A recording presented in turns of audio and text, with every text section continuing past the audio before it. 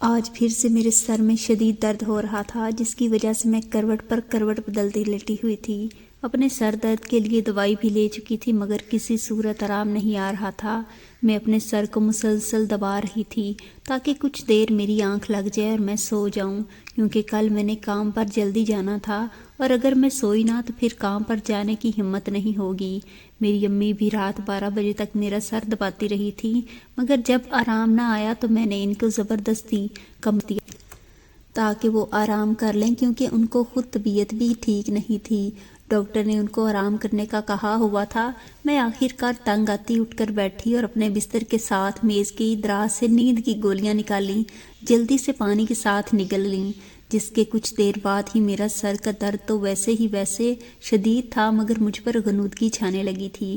میں ابھی نیند کی وادیوں میں گئی تھی، مگر ایسا محسوس ہوا جیسے کسی نے میرے سر پر اپنا ہاتھ رکھا ہو، اور اس لمس سے میرے سر کی جلد میں عجیب سی گرمائش پھیلنے لگی۔ مجھے ان کھردرے ہاتھوں کی انگلیوں کے دباؤ سے اندازہ ہو رہا تھا کہ وہ کوئی آدمی تھا۔ میرے اندر عجیب سا خوف اور بے چینی آ گئی تھی، جس کی وجہ سے میرے چہرے پر پسینے کے قطرے نمودار ہو گئے تھے۔ میں اس انجان آدمی کے ہاتھ کو جھٹکنا چاہتی تھی، مگر اب میرے اندر اتنی طاقت نہ تھی کہ زور لگا کر اس شخص کو خود سے دور کر پاتی۔ حالانکہ یہ احساس میرے پورے وجود میں سرایت کر گیا تھا۔ میرے کمرے میں رات کے وقت ایک انجان آدمی میرے اتنے نزدیک بیٹھا ہوا تھا۔ اس دوائی کا اثر آہستہ آہستہ ہوتا تھا، اس لیے مجھے احساس ہوا کہ اس پورا اسرار لمس سے میرے سر کا درد کم ہونے لگا تھا۔ میرے سر کا درد، جو کہ کتنی دوائیوں اور دبانے سے بھی ٹھیک نہیں ہوا تھا، اب اس پورا اسرار لمس سے کچھ ہی دیر میں غائب ہونے لگا تھا۔ میں نے اس حالت پورا زور لگاتے آنکھیں ہلکی سی کھولیں تاکہ اس انجان مہربان کو دیکھ سکوں، تو میرے سامنے ایک کالے ہیولے کو دیکھ کر دل خوف کے مارے تیزی سے دھڑکنے لگا تھا۔ میں ایک پل کو تو سانس بھی روک گئی تھی، کیونکہ وہ کالا ہیولا میرے سر کے پاس ہی بیٹھا ہوا میرا سر دبا رہا تھا، مگر جب میں نے اس کے ہاتھ پر اپنا ہاتھ رکھ کر محسوس کرنا چاہا تو دیکھتے ہی دیکھتے وہ ہوا میں تحلیل ہوتا گیا۔ اب شاید دوا نے مجھ پر اپنا اثر کرنا شروع کر دیا تھا، اس لیے میں آنکھیں بند کرتی ہوش و حواس کھوتی نیند کی وادیوں میں چلی گئی۔ اگلے دن میری آنکھ کسی کے سر پر ہاتھ پھیرنے سے کھلی تھی تو میں ایک جھٹکے سے اٹھ بیٹھی، مگر جب امی کو سرہانے تو کل رات والے اس پورا اسرار شخص کا خیال آیا۔ میں نے فوراً امی سے پوچھا کہ کل رات آپ میرے پاس بیٹھ کر سر دبا رہی تھیں کیا؟ تو انہوں نے کہا کہ بیٹا میں تو کل تمہارے بھیجنے پر اپنے کمرے میں سو گئی تھی۔ امی کا جواب سن کر میں حیرت سے سوچنے لگی کہ پھر وہ کالا سایہ کون تھا جو میرا سر دبا کر جادوئی طور پر میرا درد ٹھیک کر چکا تھا۔ میں اب بہت زیادہ خوفزدہ ہو گئی تھی۔ میں نے اس بارے میں امی کو کچھ نہ بتایا، ورنہ کوئی اس بات پر یقین نہ کرتا، اس سب کو میرا وہم کر بات ختم کر دیتا۔ حالانکہ اس پورا اسرار شخص کا لمس اب بھی مجھے محسوس ہو رہا تھا، جس کی طلسماتی تپش نے میرا سر درد فوراً غائب کر دیا۔ میں سر جھٹک کر اٹھی اور جلدی سے فریش ہو کر کام پر جانے کے لیے گھر سے نکلی، مگر سارا وقت میرے ذہن میں رات کو دکھائی دیتا وہ پورا اسرار سایہ گھومتا رہا تھا۔ آخر وہ کون تھا جو ایسے میرے کمرے میں آ گیا تھا اور پھر میرے سر کا درد ٹھیک کرتے اچانک سے غائب ہو گیا تھا؟ میرا نام فاطمہ ہے اور میں اپنی امی کی سب سے بڑی بیٹی ہوں۔ مجھ سے چھوٹی 2 اور جڑواں بہنیں ردا اور فرح بھی تھیں، جو مجھ سے 5 سال چھوٹی تھی۔ امی نے ہم تینوں بیٹیوں کو ساری عمر اکیلے ہی پالا، کیونکہ ابا تو کچھ سال بعد ہی دوسرے شہر نوکری کرنے کی وجہ سے وہاں اکیلے شفٹ ہو چکے تھے۔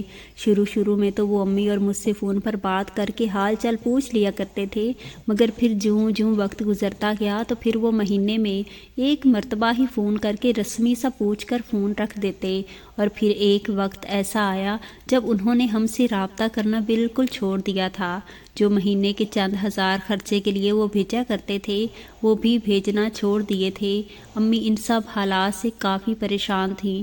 ایک طرف تو ابا کی لا تعلقی کا غم ان کو ستا رہا تھا، تو دوسری طرف اس مہنگائی کے زمانے میں 3 بیٹیوں کو پالنے کی ذمہ داری مکمل طور پر پریشان کر چکی تھی، کیونکہ ابا تو اپنی ذمہ داری سے بالکل بری الذمہ ہو چکے تھے۔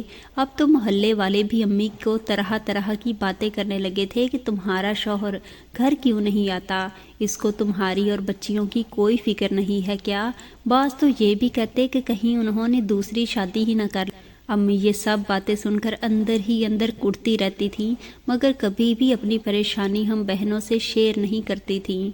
वो हमें यही कहती कि तुम्हारे अब्बा जल्द वापस आ जाएंगे।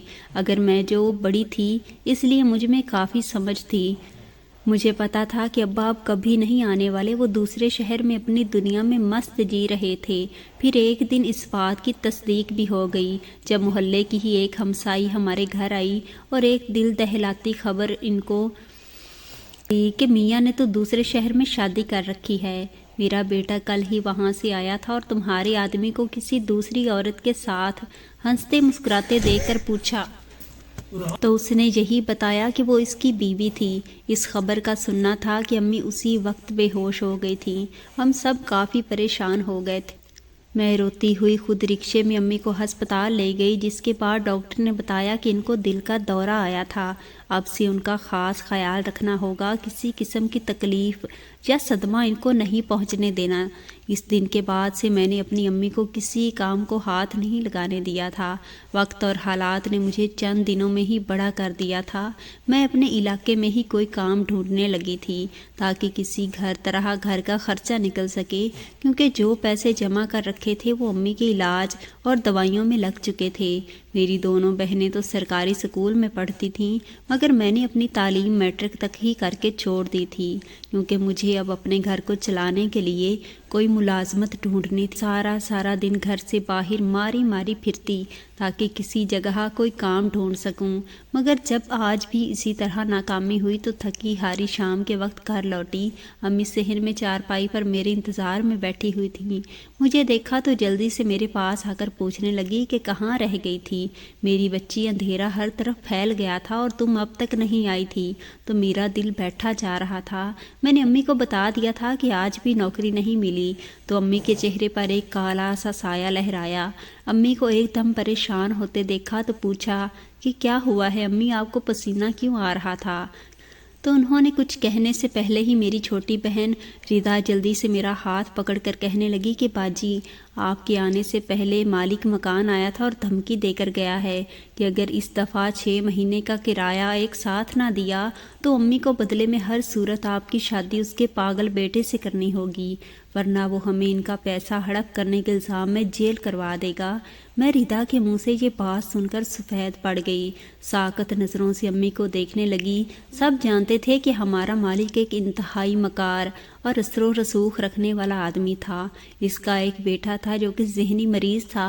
अम्मी इस किराए के घर में इसलिए आए थे क्योंकि यहाँ पर किराया कम था, मगर जब इस माली मकान ने देखा कि अब्बा हम माँ बेटी को अकेला छोड़ते जा चुके थे, उसकी नीयत हम औरतों को अकेला देखकर बदल गई थी। हम चूंकि पैसे ना होने की वजह से इससे किराया देने के लिए वक्त मांगते रहे, मगर अब इसकी शर्त जानकर मुझ पर जैसे सख्ता तारी हो गया था, क्योंकि 6 माह का किराया देना हमारे लिए इन हालात में मुमकिन नहीं था, क्योंकि हमारे पास तो वो 2 वक्त की रोटी के पैसे न बचे थे। अगर उसने ज़बरदस्ती मेरा निकाह अपने बेटे से कर दिया तो हम किसी सूरत इसको नहीं रोक सके, क्योंकि मोहल्ले में इस मालिक मकान की दहशत से सब ही डरते थे। कोई इसके सामने मुंह तक खोलने की हिम्मत न था। मैं अपनी अम्मी को ऐसे परेशान देखकर जल्दी से इन्हें कमरे में ले गई, क्योंकि इनके लिए टेंशन या किसी किस्म की कोई तकलीफ ठीक नहीं थी। अब किसी तरह कोई काम ढूंढ कर रहूँगी, फिर चाहे वो कितने ही में। फिर अम्मी को दवाई देने के बाद अपने कमरे में आ गई थी और कुछ ही देर में मुख्तलिफ सोचों में घिरी नींद की वादियों में चली गई। अगले दिन का आगाज़ हुआ तो मैं हस्बे मामूल बगैर कुछ खाए पिए ही घर से फ़ौरन बाहर नौकरी की तलाश में रवाना हुआ। गांव में हर कोई अपने काम खुद करने का आदी होता है, और दूसरा सबकी आमदनी इतनी नहीं होती कि वो इस महंगाई के ज़माने में अपने अखराजात पूरे करने के अलावा कोई मुलाजमा रखें। मैं सब घरों में पूछ चुकी थी कि अगर किसी को कोई काम करना हो तो मैं मामूली मुआवजे पर भी करने को तैयार, मगर हर जानिब से इनकार ही सुनने को मिलता था। चलते चलते मैं खेतों के पास से गुजरने लगी। मैंने आज देखा कि ये खेत हमारे घर से काफ़ी दूर थे, तभी मैंने आज से पहले कभी ये ना देखे थे। मैंने गौर किया तो इन खेतों के पास ही एक बहुत पुराना कब्रिस्तान था। मैंने सुन रखा था कि इस इलाके में 1000 साल पुराना कब्रिस्तान था, जहाँ पर लोग ज़्यादातर नहीं आते थे, क्योंकि इस कब्रिस्तान के बारे में ये मशहूर था کہ جہاں ہزاروں سال پرانی روحیں بھٹک رہی ہوتی ہیں۔ وہ لوگ جن کے آباء و اجداد کی قبریں اس قبرستان میں تھیں، وہ بھی یہی کہتے تھے کہ جب کبھی وہ یہاں آئے تھے تو انہیں ادھر ادھر کچھ پراسرار کالے سائے بھٹکے ہوئے دکھائی دیے تھے۔ کچھ لوگوں کا تو کہنا تھا کہ انہوں نے اس قبرستان میں کچھ بھیانک شکلوں والے آدمی دیکھے تھے جو ان کی قبروں کے قریب ہی پھرتے ہوئے دکھائی دیتے تھے، اور جب کوئی ان سے پوچھتا کہ وہ کون تھے تو وہ یہی کہتے کہ وہ اس قبرستان کے رکھوالے۔ یہ سب باتیں یاد کرتی خوف زدہ ہو گئی تھی، اس لیے اپنے دوپٹے کو سختی سے سر پر اوڑھ کر چلنے لگی۔ مگر جب پاس ہی کھیتوں پر نظر پڑی تو وہاں کام کرتی عورتوں کو دیکھ کر کچھ حوصلہ ملا تھا کہ اس سنسان علاقے میں میں اکیلی نہیں تھی، ورنہ مجھے ان بھوت پریت سے کافی خوف آتا تھا۔ میں کچھ سوچ کر کھیتوں میں گئی اور ان عورتوں سے پوچھا کہ آپ لوگ یہاں کیا کر رہے ہیں، کیا کام کرتی ہیں؟ تو ان میں سے ایک عورت جو کہ مجھے یہاں کی بڑی لگی تھی کہنے لگی کہ ان کو یہاں کام کرتے ہوئے 30 سال ہو گئے تھے۔ میں ان سے پوچھا کہ کیا آپ لوگ مجھے یہاں کوئی کام دے سکتی ہیں، کیونکہ مجھے کافی ضرورت ہے پیسوں کی۔ وہ عورت میری بات سن کر کچھ عجیب سی انداز میں مجھے دیکھنے لگی۔ جب اس نے مجھ پر سر سے پیر تک نظر دوڑائی تو میرے پورے جسم میں ایک سرد لہر دوڑی۔ وہ عورتیں تھیں بھی اونچی لمبی جسامت والی، اور ان کا رنگ بھی کافی زیادہ گورا تھا۔ حالانکہ ہمارے اس گاؤں میں تو سب لوگ ہی سانولے تھے، کیونکہ ادھر زیادہ تر پیشہ کھیتی باڑی اور مزدوری والا ہوتا تھا، تو یہ عورتیں کھیتوں میں کام کرنے کے باوجود کیسے اتنی، یوں لگتا تھا کہ ان کی ملائی جیسی رنگت ہو، اور ان کے نین نقش میں بھی ایک عجیب قسم کی طلسماتی کشش تھی جس کو دیکھ کر ایک پل کو تو میں گھبرا گئی، کیونکہ یہ اس دنیا کی ہی نہ لگتی تھی مجھے۔ مگر جب انہوں نے کہا کہ میں یہاں پر کام کر سکتی ہوں تو وہ ساری سوچیں ایک طرف کھیتی، ان کھیتوں میں کام کرنے پر راضی ہو گئی تھی۔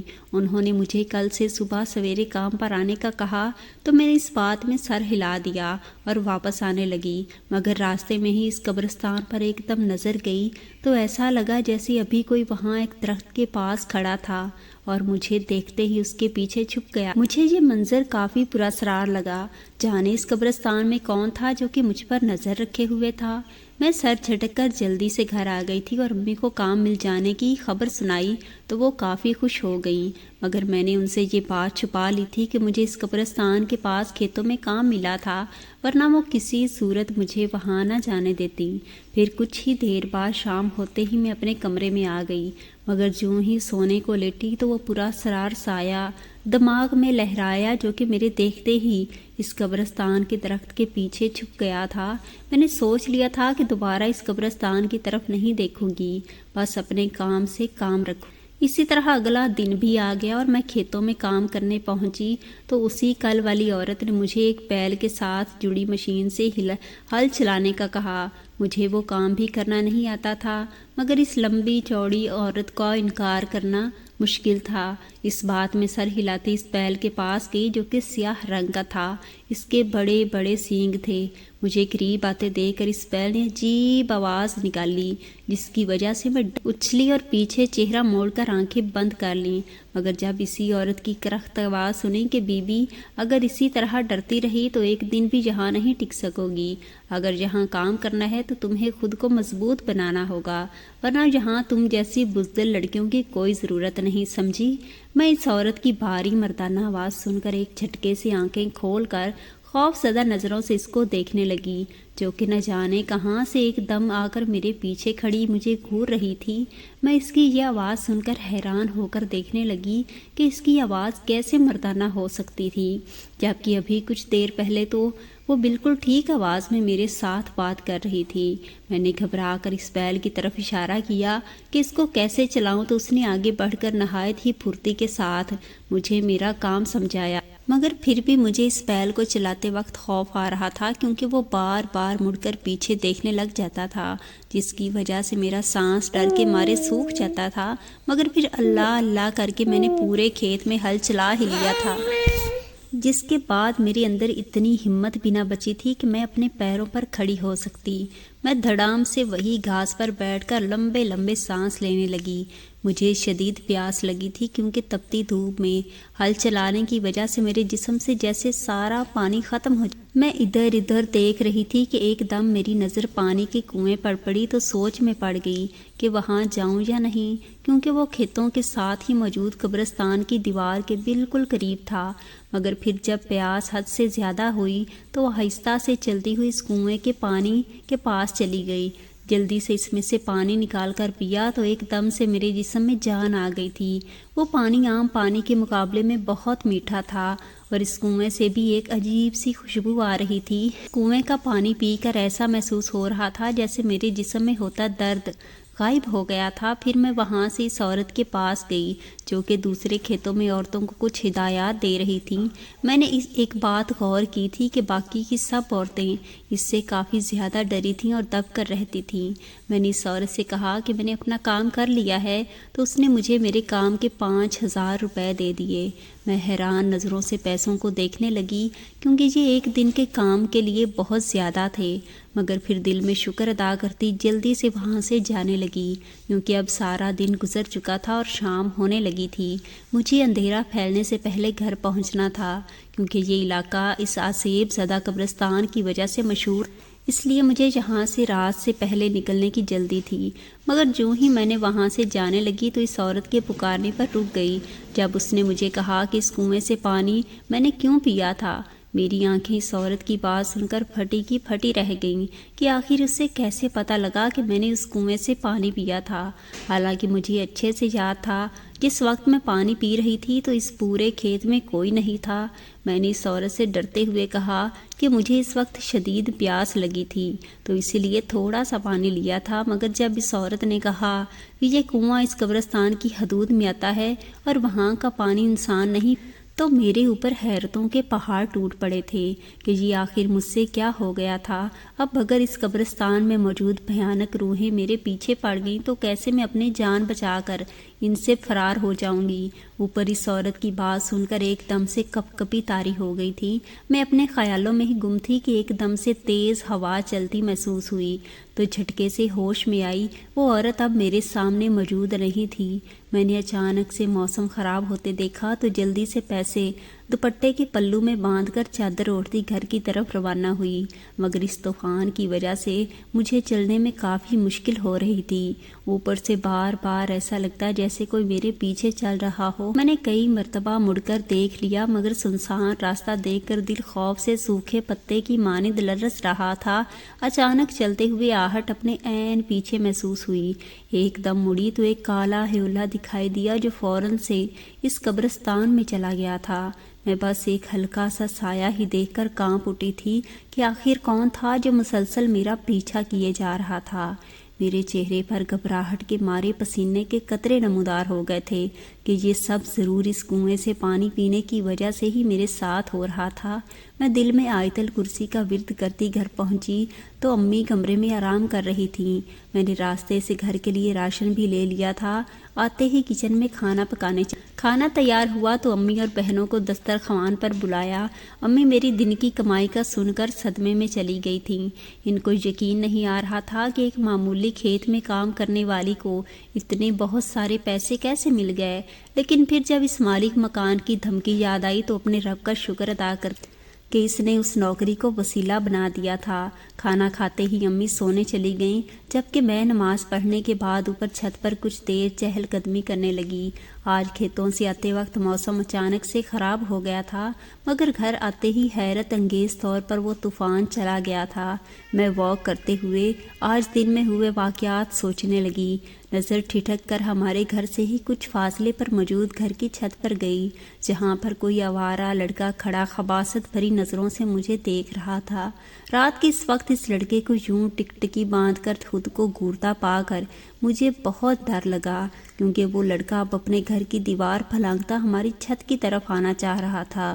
اس لڑکے کو اپنے گھر کی طرف آتا دیکھ کر میرا دل اچھل کر حلق میں آ گیا تھا کہ اگر وہ مجھ تک پہنچ گیا تو کیسے خود کو اس بدماش سے بچا سکوں۔ वो तो शक्ल से ही कोई हट्टा कट्टा आदमी लग रहा था और दुबली पतली लड़की कैसे उससे अपना बचाव कर सकेगी।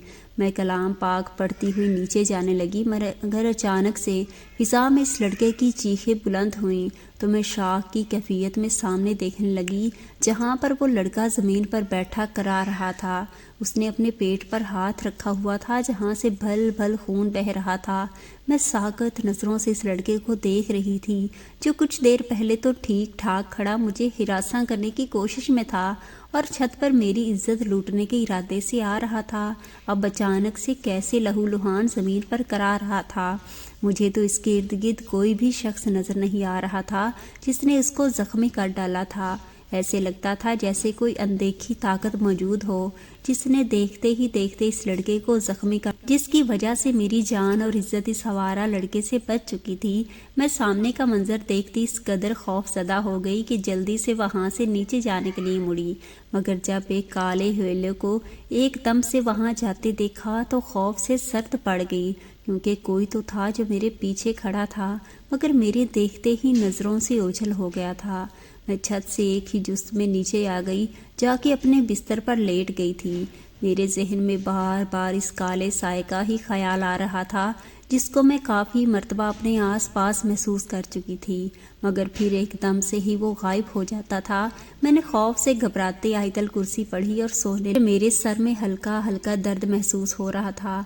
मैं यही सोच रही थी कि शायद छत पर हुए इन वाक़यात की वजह से मेरा जहन खौफ के बाइस दर्द कर रहा था। ऊपर से इस काले साए की वजह से मैं इस कदर जहनी तनाव का शिकार हो चुकी थी कि नींद भी नहीं आ रही थी। मगर फिर जब आधी रात हो गई, न जाने किस वक्त नींद आखिर मुझे आ गई और अगले दिन जब मेरी आंख खुली तो जल्दी से उठी, नाश्ता वगैरह से फारिग होती काम पर चली गई। वहाँ पर आज वो औरत नहीं थी, बस बाकी मेरी तरह की ही काम करने वाली औरतें मौजूद थीं जो कि पूरी लगन से अपनी जिम्मेदारी निभाने में मसरूफ़ थीं। मैंने उनसे बात करने के लिए गई, मगर फिर जब इस बैल की तेज़ आवाज़ सुनी तो डर कर उछली, जो कि दौड़ती हुई मेरी तरफ आ रही थी। मैं इसको अपनी तरफ आता देखकर जल्दी से वहां भागना शुरू हो गई, क्योंकि इसकी सुर्ख अंगारा आंखें देखकर मेरा दिल दहल गया था। हैरत की बात तो ये थी कि वो औरतें इस बैल को दौड़ते हुए देखकर भी मेरी मदद को ना उठी थीं और अपने काम में मसरूफ़ रहीं। मुझे अपनी हालत पर रोना आ रहा था कि आखिर अपनी जान इस खौफनाक बैल से बचाने के लिए कहाँ जाऊँ, क्योंकि इन खेतों में तो जहाँ भी जा रही थी वो मेरे पीछे ही गुस्से से खौलता आ रहा था। मैंने आखिरकार अपनी जान बचाने की खातिर न चाहते हुए भी इस कब्रिस्तान की तरफ दौड़ लगाई, क्योंकि यही एक वाहिद हाल था। मेरा दिल इस कब्रिस्तान में जाते हुए सूखे पत्ते की मानित धड़क रहा था कि कहीं वहाँ पर मुझे कोई खौफनाक मखलूक ना मिल जाए जो मुझे अकेली लड़की को आसेब ज़दा कब्रिस्तान में जाते देखकर दबोच ले। मैं डरते हुए इस बैल को देखती जा रही थी जो कि मेरे इस कब्रिस्तान में आते ही दोबारा खेतों में जा चुका था। मैंने एक नज़र पूरे कब्रिस्तान पर डाली, जहाँ पर एक अजीब सा सन्नाटा छाया हुआ था, जहाँ पर किसी का कोई नामो निशान तक न था और ना ही कोई अपने प्यारे की कब्र पर आया हुआ था। यूँ लगता था जैसे सालों से ये जगह खंडरनुमा वीरान पड़ी हो। मैंने पहले भी कब्रिस्तान देख रखे थे, मगर वो ऐसे पुरअसरार और सन्नाटे से भरपूर हरगिज़ न थे। वहाँ पर जब भी नज़र पड़ती तो कोई न कोई मौजूद होता था, या तो अपने प्यारों की कब्रों पर फूल तो कोई कब्रिस्तान की सफाई कर रहा होता, मगर यहाँ तो ऐसा माहौल था कि मेरे जिस्म में डर के मारे सर्द लहरें दौड़ रही थीं। मैंने घबरा कर एक कब्र की जानिब देखा तो इसके ऊपर एक काले रंग का भंवर बना हुआ देखकर ठिठक गई। वो काला भंवर गोल दायरे की सूरत में उसी कब्र के गिर्द मंडला रहा था। पहले तो मैं समझी कि शायद हवा की वजह से हो, मगर जब इर्द गिर्द सूखी पत्तियां इसी तरह साकत थीं तो समझ गई कि ये ज़रूर कोई पुरअसरार साया था। मैं उठकर वहाँ से भागने लगी कि एकदम किसी वजूद से टकराते हुए बची थी। मैंने सामने वाले के सीने पर हाथ रखते खुद को इससे दूर किया, मगर वो वजूद इस कदर तपिश लिए हुए था कि मैं एक झटका खाती उससे दूर हुई। ऐसा लगा जैसे मैंने किसी गर्म अंगारे को छू लिया हो। मैंने सामने नज़र उठाकर इस पुरअसरार शख्स को देखा तो आंखें फटी की फटी रह गईं, क्योंकि वो कोई आदमी था जो कि शक्ल से कोई यूनानी देवता लग रहा था। उसने काले रंग का लिबास पहन रखा था और अपने ऊपर स्याह रंग की चादर ओढ़ रखी थी। मैंने इस आदमी की तरफ गौर से देखा तो उसकी आंखें बिल्कुल वीरान लगीं। ऐसा लगा जिसमें इसमें जिंदगी ना हो, क्योंकि वो सफ़ेद थी। एक पल को तो मुझे लगा कि वो कोई रूह थी जो कि इंसानी शक्ल में मेरे सामने खड़ा था। मैंने इर्द गिर्द देखते वहाँ से जाने का रास्ता देखना चाहा, मगर जब अंदाज़ा हुआ कि वो आदमी ऐन कब्रिस्तान के दरवाजे पर खड़ा था तो मजबूरन अपने अंदर इससे बात करने की हिम्मत पैदा की। पूछा कि आप कौन? कहने लगा वो इधर कब्रिस्तान के पास ही रहता है और अक्सर यहाँ पर आता रहता है। मैंने उसकी बात सुनकर इस बात में सर हिलाया। पूछा कि क्या वाकई इस कब्रिस्तान के बारे में जो बातें होती हैं कि यहाँ पर बदरूहें भटक रही होती हैं और कुछ पुरअसरार मखलूक़ात को लोगों ने देखा भी था। तो वो आदमी कुछ देर तो मुझे देखता रहा, फिर कहने लगा तो मैंने तो ऐसी कोई खबर नहीं सुनी। लोग ऐसी सुनसान जगहों के बारे में खुद ही बहुत सारी बातें बना लेते हैं और फिर इसको दूसरे लोगों तक पहुंचा देते हैं, जिसकी वजह से कोई भी फिर इन जगहों पर आता नहीं। ये कब्रिस्तान इन्हीं लोगों की वजह से ऐसे सुनसान पड़ा हुआ है, जबकि यहाँ पर इन लोगों के ही अपने कई सालों से दफन हैं और वो इनकी कब्र पर एक मर्तबा फातिहा भी नहीं पढ़ते हैं। इस आदमी की ये इमोशनल बातें सुनकर मेरे अंदर से इस कब्रिस्तान के डरावने सपने गायब हो गए। पहले एक पुरअसरार मखलूक समझ बैठी थी, अब अपने ही एक तरह इंसान लगने लगा था। मैं वहाँ से जाने लगी कि इस आदमी की बात ने मुझे साकत कर दिया कि जब आप चाहें इस कुएं से पानी पी सकती हैं। किसी ने भी वहाँ से पानी पीने पर कोई पाबंदी नहीं लगाई। आखिर इस आदमी ने ये बात क्यों कही थी? कहीं इसको ये भी तो नहीं पता था कि मैं इस कुएं से पानी पी चुकी थी? मैंने इस आदमी से पूछा कि आपको कैसे पता चला कि मैं वहाँ से पानी पी चुकी थी, जबकि आप तो इस वक्त वहाँ नहीं थे? तो वो कहने लगा कि वो हर वक्त इस कुएं के पास होता है और जब कभी भी कोई इससे पानी पीता है तो उसको मालूम हो जाता है। वो आदमी ये कहता वहाँ से चला गया, जबकि मैं समझ न सकी कि उसने ये बात क्यों कही थी। मैं तो इस कुएं को काफ़ी मर्तबा देख चुकी थी, मगर इस आदमी को आज पहली ही बार देखा था। फिर सर झटक कर वहाँ से वापस खेतों में आ गई, जहाँ पर वो औरत काम कर रही थी। मुझे देखते ही चिल्लाकर कहने लगी, कहाँ देर से क्यों आ रही हो, जबकि तुम्हें अच्छे से पता है कि यहाँ पर सब काम करने वाले सुबह सवेरे पहुँच जाते हैं। मैंने उस औरत का गुस्से से सुर्ख होता चेहरा देखा तो उसकी सुर्ख आंखें मेरे अंदर खौफ फैला रही थीं। मैं समझ न सकी कि आखिर वो इतना ज़्यादा गुस्सा क्यों कर गई थी, जबकि मैं उसको बता चुकी थी कि मैं इस बैल के अपने पीछे भागने की वजह से यहाँ पर देर से आई थी, मगर वो किसी सूरत मेरी कोई बात सुनने को तैयार न थी। फिर काफ़ी देर माफ़ी मांगने के बाद वो औरत मुझे दोबारा काम देने पर आमादा हुई थी। मैंने सारा दिन पूरी लगन से काम किया, फिर शाम के वक्त अपने हाथ में पैसे थामे घर लौट रही थी, मगर आज फिर से मुझे अजीब सी आहट महसूस हो रही थी, जैसे कोई मेरे पीछे था। जैसे तैसे करके घर पहुंची तो वहां पर मालिक मकान खड़ा देखकर एक मर्तबा फिर से मेरा चेहरा लट्ठे की मानिस सफ़ेद पड़ गया। अभी तो किराया देने में वक्त था, तो ये फिर क्यों इस वक्त पहुंच गया था?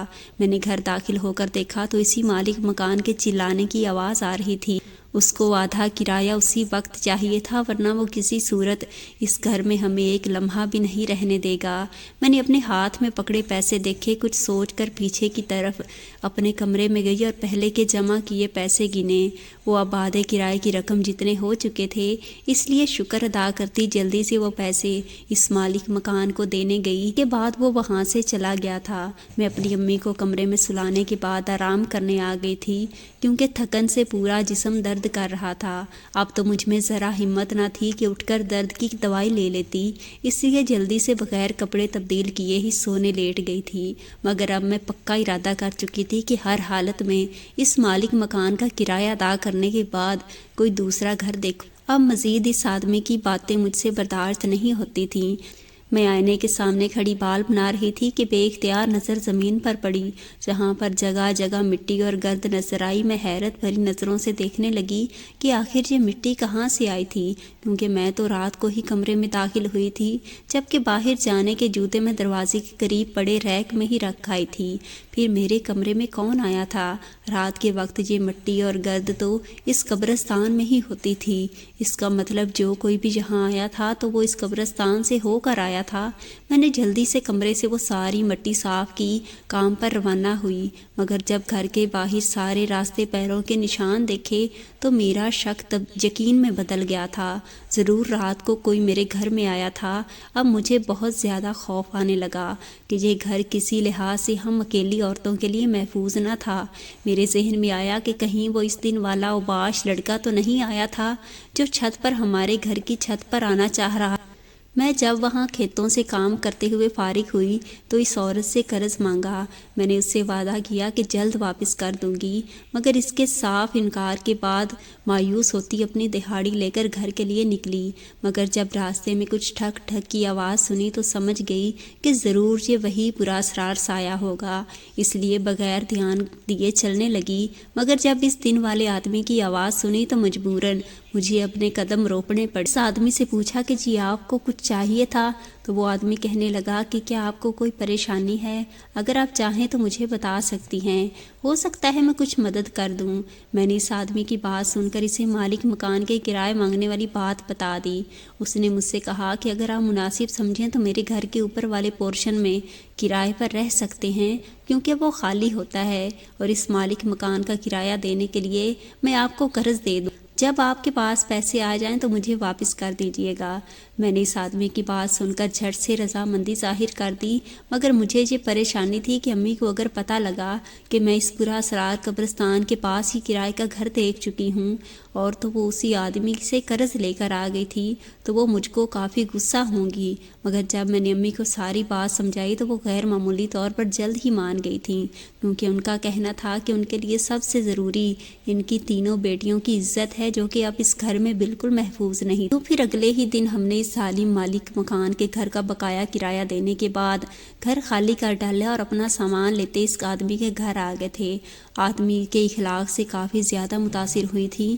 مجھے حیرت ہوتی میری امی آج تک کبھی اتنی جلدی کسی پر اعتبار نہیں کرتی تھیں، آخر کیسے ایک پرائے آدمی پر بھروسہ کر بیٹھی تھیں، جبکہ اس سے ملے ان کو ایک دن ہی ہوا تھا۔ اس آدمی سائم تھا۔ یہاں اس گھر میں آنے کے بعد مجھے کام پر جانے میں کافی آسانی ہو جاتی تھی، کیونکہ ادھر سے کھیت فاصلہ بہت کم تھا۔ آج سائم کے گھر میں ہماری پہلی رات تھی۔ ہم اوپر کی منزل پر تھے، جس کی صفائی یہاں آتے ساتھ ہی میں نے اپنی بہنوں کے ساتھ کی تھی۔ میں نے اپنا کمرہ الگ رکھا تھا، جبکہ بہنیں امی کے ساتھ ایک کمرے میں تھیں۔ میرا کمرہ باہر بالکنی کی طرف کھلتا تھا، جہاں سے وہ قبرستان صاف دکھائی دیتا تھا۔ میں نے اس بالکنی کے ساتھ لگی کھڑکی کے آگے اچھے سے پردے برابر کر دیے تھے تاکہ وہ قبرستان نظر نہ آئے۔ آج کا سارا دن چونکہ گھر کی صفائی میں لگا تھا، اس لیے لیٹتے ہی مجھ پر غنودگی طاری ہونے لگی تھی، اس لیے میں نیند کی وادیوں میں چلتی گئی۔ کسی کی سسکیوں کی آواز سن کر میں نے اپنی آنکھیں کھولیں، مگر کمرے میں گھپ اندھیرا تھا۔ میں نے نیند بھری آنکھوں سے ہی پورے کمرے کا جائزہ لیا کہ آخر یہ اس وقت کون رو رہا تھا۔ میرے ذہن میں فوراً امی کا خیال آیا، کہیں ان کی طبیعت تو خراب نہیں تھی۔ میں ایک جھٹکے سے اٹھی اور امی کے کمرے کی طرف بھاگی، مگر ان سب کو سکون سے سوتا دیکھ کر مزید تشویش ہونے لگی۔ پھر آخر یہ کون رو رہا تھا؟ مجھے اس کا چہرہ دکھائی نہیں دے رہا تھا، مگر اس کا وہ سیاہ لباس اور چادر دیکھ کر سمجھ گئی کہ یہ وہی تھا۔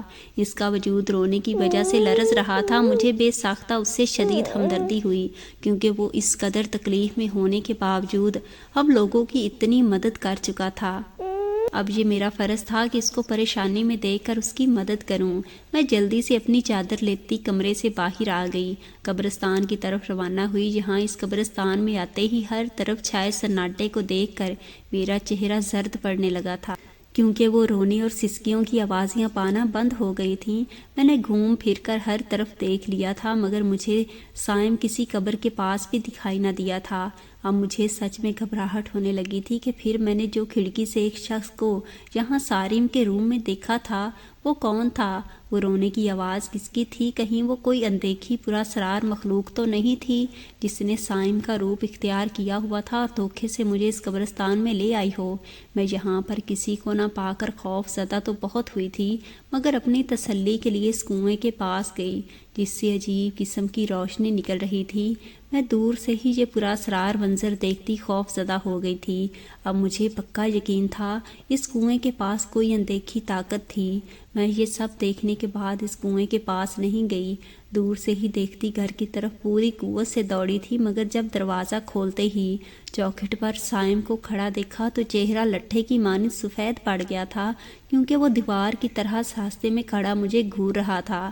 میں نے تھوک نگلتے ہوئے اس سے پوچھا کہ میں نے ابھی قبرستان میں بالکل آپ کے جیسے ہی ایک آدمی کو روتا دیکھا تھا، تو میں وہاں گئی، مگر وہاں کو میری بات سن کر سائم نے میرا بازو ایک دم سے دبوچ کر کہا کہ جب میں نے تم سب کو کہا تھا کہ رات کے وقت اس قبرستان میں کسی صورت نہیں جانا، پھر چاہے کچھ بھی ہو جائے، تو تمہاری جرأت کیسے ہوئی آدھی رات کو وہاں جانے کی؟ بولو۔ میں سائم کی دھاڑ سن کر خوف سے تھر تھر کانپنے لگی تھی، کیونکہ اس کا چہرہ خطرناک حد تک لال ہو گیا تھا، اس کی آنکھیں جو ویران اور سفید رہتی تھیں اس وقت تپش کے مارے سرخ انگارہ ہو چکی تھیں۔ میں نے اس سے کہا کہ میں وہاں پر یہی سمجھی تھی کہ آپ رو رہے تھے، اسی وجہ سے پوچھنے گئی تھی۔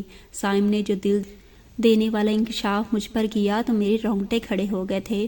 اس کا کہنا تھا کہ رات کے وقت یہاں اس قبرستان اور آس پاس کے علاقے میں کچھ بھیانک کالے سائے پھرتے ہیں، جو لوگوں کو ہراساں کر کے انہیں گھر سے باہر نکالتے ہیں، جس کے بعد ان کا مقصد لوگوں کو کنویں کے قریب لے جانا ہوتا تھا۔